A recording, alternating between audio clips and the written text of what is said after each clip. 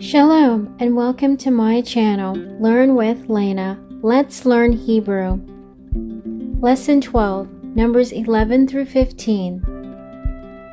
To say the number 11 in Hebrew is Echad Esrei. Echad Esrei. Echad Esrei.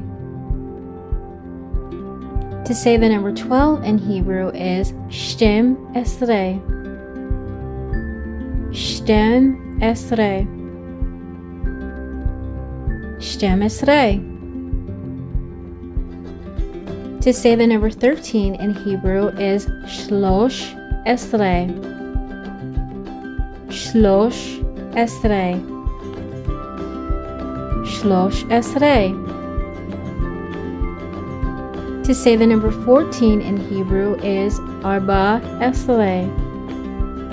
Arba Esrei. Arba Esrei. To say the number 15 in Hebrew is Chamesh Esrei. Chamesh Esrei. Chamesh Esrei. Let's review. To say the number 11, Echad Esrei. The number 12, Shtem Esrei. The number 13, Shlosh Esrei.